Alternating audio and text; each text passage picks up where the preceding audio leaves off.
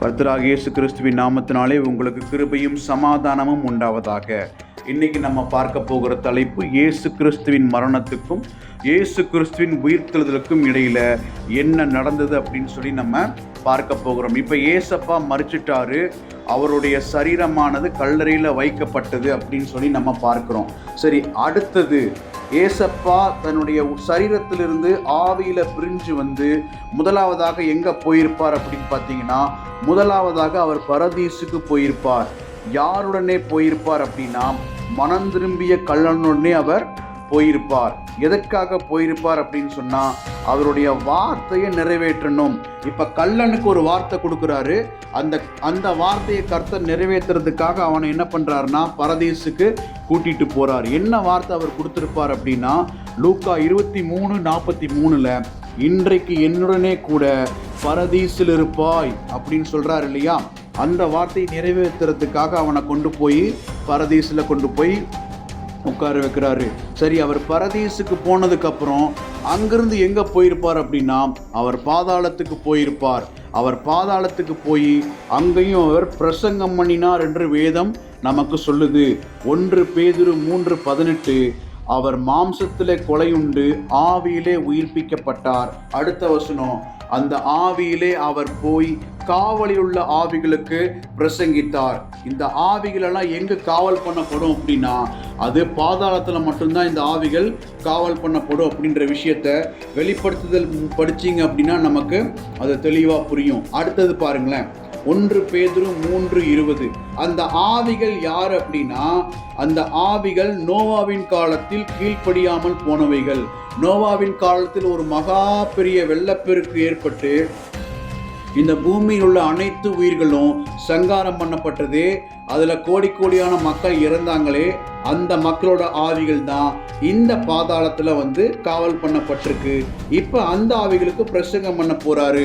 ஏசப்பா என்ன பிரசங்கம் பண்ண போறார் அப்படின்னா, 1 பேதுரு 4:5 உயிரோடு இருக்கிறவர்களும் மரித்தோர்களுக்கும் நியாய தீர்ப்பு கொடுக்க ஆயத்தமா இருக்கிறவருக்கு இவர்கள் கணக்கு ஒப்புவிப்பார்கள்.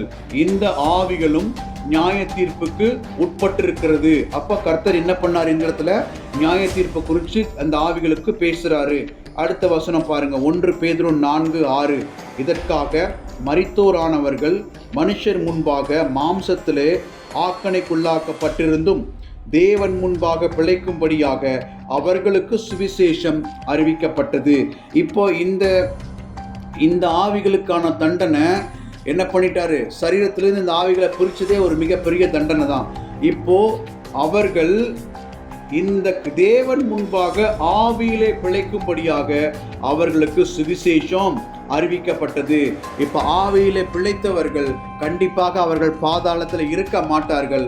அங்க போய் பிரசங்கம் பண்ணி ஒரு கூட்ட ஜனத்தை கர்த்தர் என்ன பண்ணிட்டாரு, ஆவியா இருக்கும் பொழுதே அந்த ஒரு கூட்ட ஆவிகளை கர்த்தர் வெளியில கொண்டு வந்துட்டாரு. அவர் கொண்டு வந்ததுக்கு அப்புறம் என்ன நடந்ததுன்னு நம்ம பார்க்கலாம். மத்தேயு 27:52 கல்லறைகளும் திறந்தது, நித்திரை அடைந்திருந்த அநேக பரிசுத்தவான்களின் சரீரமும் எழுந்திருந்தது.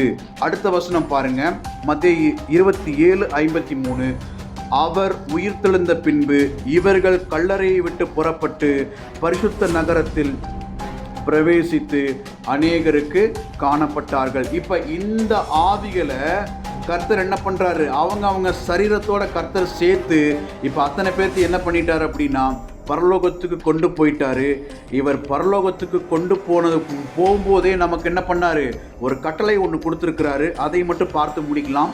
மத்தேயு 28:19 ஆகையால் நீங்கள் புறப்பட்டு போய் சகல ஜாதியரையும் சீஷராக்கி பிதா குமாரன் பரிசுத்தாவின் நாமத்தினாலே அவர்களுக்கு ஞானஸ்தானம் கொடுத்து நான் உங்களுக்கு கட்டளையிட்ட யாவையும் அவர்கள் கைக்கொள்ளும்படி அவர்களுக்கு உபதேசம் பண்ணுங்கள்.